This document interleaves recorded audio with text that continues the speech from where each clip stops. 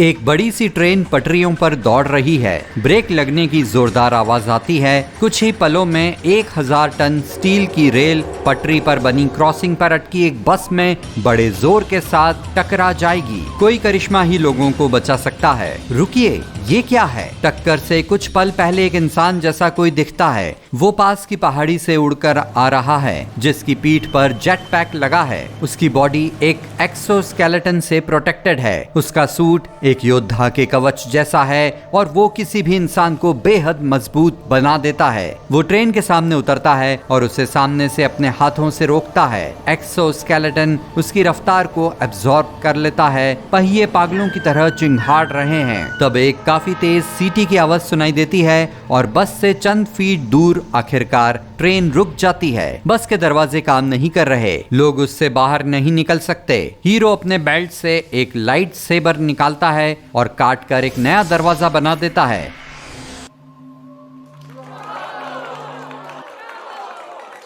ये नजारा काफी शानदार लगता है, लेकिन पहले केवल कॉमिक्स और फिल्मों में दिखने वाली काफी सारी कूल चीजें अब रियलिटी बन चुकी हैं।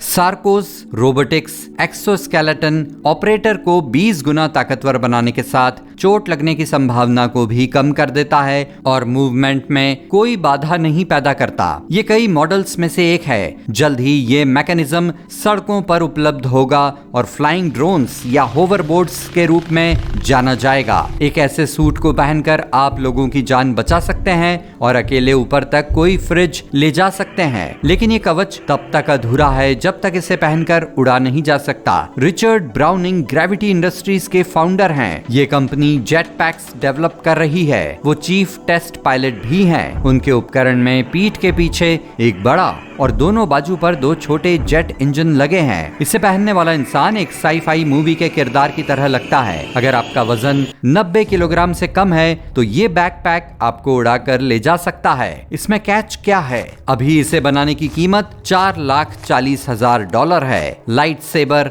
साइंस की मजेदार चीजों में से एक है। वैज्ञानिकों की कई जनरेशंस, ब्लॉगर्स और जेडी फैंस अपने ट्रेडमार्क बनाने की कोशिश कर रहे हैं। लाइट सेबर की मुख्य दावेदार हाई एनर्जी प्लाज्मा है। मैग्नेटिक फील्ड की स्ट्रेंथ प्लाज्मा को हवा में अपनी शेप बनाए रखने में मदद करेगी। लेकिन इसमें एक प्रॉब्लम है। सेबर काम करे इसके लिए आपको काफी सारे इक्विपमेंट साथ लेकर चलने होंगे और गर्म प्लाज्मा से निकलने वाले अल्ट्रावायलेट रेडिएशन और गर्मी को ना भूलें। बर्नर मेटल वेपर टॉर्च वर्तमान में जेडी स्वाट का बेस्ट ऑल्टरनेटिव है। ये डिवाइस कुछ ही सेकंड में एक मेटल के दरवाजे को काट देता है, लेकिन एक टॉर्च के साथ फेंसिंग काम नहीं करेगी। किसी इंसान को गायब करने वाला चोगा अब फैंटेसी नहीं रह गया। Canadian company hyper stealth biotechnology Corp ने एक फैब्रिक डेवलप किया है जो आपको गायब कर देगा। इस चोगे के काम में कोई मैजिक नहीं है, बस पुरानी फिजिक्स है। गायब करने वाला चोगा एक नजर का धोखा पैदा करता है जो आपको खोजने वाली नजरों से छुपाता है।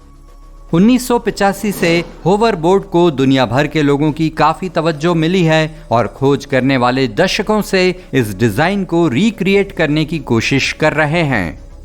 कई कंपनीज ने अपने खुद के उड़ने वाले स्केटबोर्ड डिजाइन डेवलप किए हैं। ऐसे होवरबोर्ड हैं जो पानी की स्ट्रीम से, केरोसिन जलने से, बिजली से या प्रोपेलर्स रोटेट करने से चलते हैं। RX पैक्स हेंडो अपने साई-फाई प्रोटोटाइप के सबसे करीब है। ये मॉडल हर डायरेक्शन में उड़ सकता है, मुड़ और ब्रेक लगा सकता है। ये 2 मैग्नेटिक फील्ड्स की वजह से होता है जो एक दूसरे को धकेलती हैं। 1947 में अमेरिका के इंजीनियर्स ने कार को देखा और ये उन्हें बोरिंग लगी या सोचा कि क्या हम कार को उड़ने लायक बना सकते हैं। ये बढ़िया आइडिया था। इनके काम का नतीजा था मॉडल 118 कॉन्व एयर कार। सीधे सीधे कहें तो उन्होंने एक पैसेंजर कार को लिया और उसकी छत पर एक प्रोपेलर के साथ एक प्लेन को अटैच कर दिया। दुनिया भर की कंपनीज ने उड़ने वाली कार के प्रोजेक्ट में लाखों डॉलर को इन्वेस्ट करना जारी रखा था। हालांकि उनकी कारें आज ड्रोन्स या हेलीकॉप्टर्स जैसी ज्यादा नजर आती हैं। कई रिसर्चर्स को इस बात का भरोसा है कि हम कभी उड़ने वाली कार नहीं बना पाएंगे। ये काफी महंगी और खतरनाक होगी। कौन जाने 19वीं सदी में लोगों ने कहा था कि ये 4 पहिए वाली कार्ट कभी घोड़े की जगह नहीं ले पाएंगी, लेकिन आज हाईवे पर आराम का सफर घास के मैदान में घोड़े की सवारी से कहीं बेहतर है।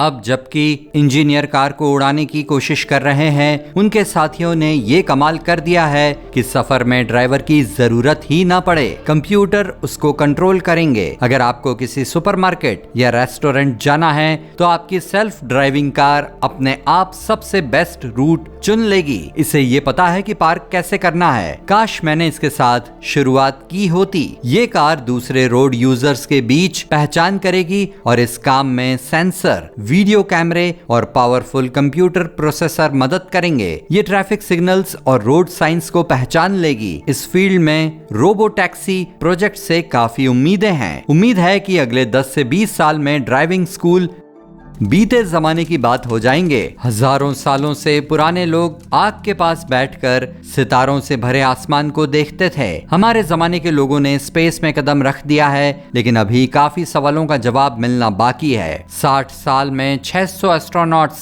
स्पेस में जा चुके हैं। इनमें से 7 लोग टूरिस्ट थे जो इंटरनेशनल स्पेस स्टेशन गए थे। 250 मील की ऊंचाई से हमारे प्लेनेट को देखने का अधिकार पाने के लिए आपको $5 करोड़ चुकाने होंगे।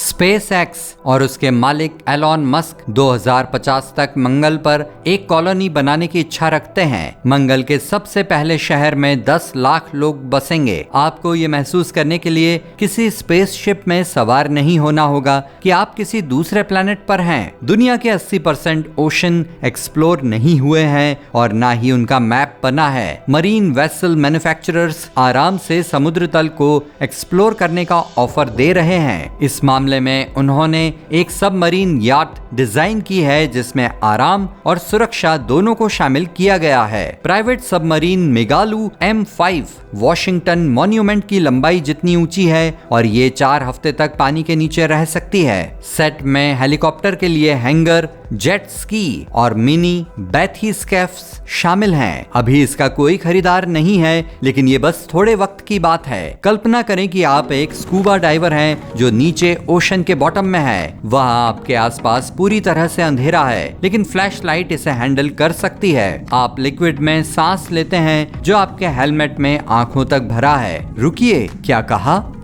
हम सांस में पानी या उदाहरण के लिए सोडा नहीं ले सकते क्योंकि उनमें जरूरत के मुताबिक ऑक्सीजन नहीं होती। इसलिए नहीं कि वे लिक्विड हैं। फ्यूचर में स्कूबा डाइवर्स ऑक्सीजन से भरपूर लिक्विड में सांस ले पाएंगे। इससे गहराई में उतरने में मदद मिलेगी। American company second site medical products ने एक आर्टिफिशियल आंख तैयार की है जो किसी नेत्रहीन की देखने की ताकत को रीस्टोर कर सकती है। इसे आर्गस 2 कहा जाता है। यह असल में एक इलेक्ट्रॉनिक रेटिनल इम्प्लांट है और बायोनिक आंख तैयार करने की दिशा में पहला कदम है। शायद फ्यूचर में ऑब्जेक्ट्स को जूम इन और जूम आउट करने में कामयाब हो जाएगी। इमेज को क्लियर करें या इंफ्रारेड लाइट को ऑन करें। ऑगमेंटेड रियलिटी ग्लासेस अभी तक टेक्निकल परफेक्शन तक नहीं पहुंचे हैं। ज्यादातर फ्यूचरिस्ट इस बात को लेकर भरोसा कर रहे हैं कि वे हमारी दुनिया को बदल देंगे जैसे इंटरनेट ने किया है। आपको टीवी या कंप्यूटर की जरूरत क्यों है? आपके कमांड देने पर ग्लास आपकी फेवरेट टीवी सीरीज के साथ आपके सामने किसी भी साइज में एक वर्चुअल स्क्रीन तैयार कर देंगे। यही बात फर्नीचर, कपड़ों, डिशेस पर भी लागू होगी। इन सभी को वर्चुअल चीजों से रिप्लेस कर दिया जाएगा।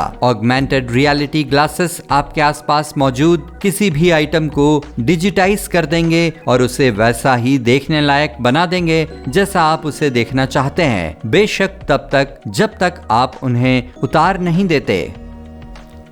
आज आपकी विंडो में मेडिटेरेनियन लैंडस्केप है और कल आप उस पर टाइम्स स्क्वायर का व्यू देख पाएंगे। हार्ड ड्राइव्स और कंप्यूटर ऑप्टिकल ड्राइव्स में काफी सारा डेटा स्टोर होता है, लेकिन ये टेक्नोलॉजी भरोसेमंद नहीं है। वक्त के साथ डिस्क पढ़ने लायक नहीं रह जाएंगी। वैज्ञानिकों ने इस प्रॉब्लम को लगभग सॉल्व कर लिया है। उन्होंने सीख लिया है कि लिविंग बैक्टीरिया के डीएनए में इलेक्ट्रॉनिक डेटा कैसे लिखा जाए। हर लिविंग सेल के अंदर बायोलॉजिकल प्रोसेस होते हैं। वैज्ञानिकों ने कंप्यूटर सिस्टम्स के मेथड का इस्तेमाल करते हुए उन्हें प्रोग्राम करने में कामयाबी पा ली है। नैनोबॉट्स अगले 10 साल में सामने आ जाएंगे। मूवीज और कॉमिक्स में विलेन कई बार इस टेक्नोलॉजी से जुड़े होते हैं। असली दुनिया में नैनोबॉट्स मेडिसिन में इस्तेमाल किए जाएंगे। हर एक रोबोट एक मॉलिक्यूल से बड़ा नहीं होगा। इंसानी शरीर में काफी सारे नैनोबॉट्स को लॉन्च करके डॉक्टर्स अपने मरीज की हेल्थ और फिजिकल कंडीशन को मॉनिटर कर सकेंगे। वैसे शायद नैनोबॉट्स के बारे में सबसे बेहतर बात यह होगी कि उन्हें 3D प्रिंट किया जा सकेगा।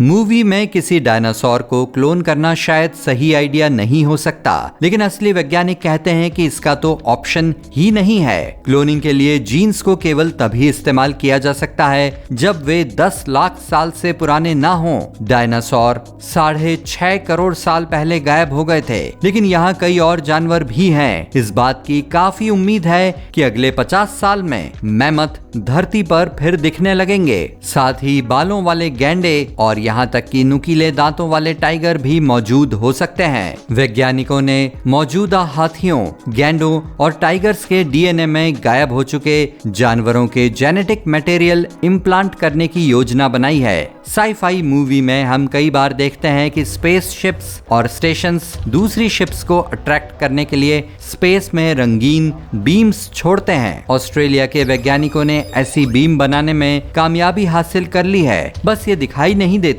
उनकी बीम किसी वैक्यूम में उड़ने वाले एटम्स को कैप्चर और होल्ड कर सकती है। बेशक अभी ये बड़े स्पेस स्टेशन नहीं है, लेकिन फिजिक्स की स्टडी में ये एक बड़ा कदम है। वैज्ञानिकों ने एक क्वांटम फनल भी तैयार की है जो इंडिविजुअल एटम्स और मॉलिक्यूल्स की स्टडी करने की सुविधा देती है, जो हमारे आसपास की हर चीज को बनाते हैं।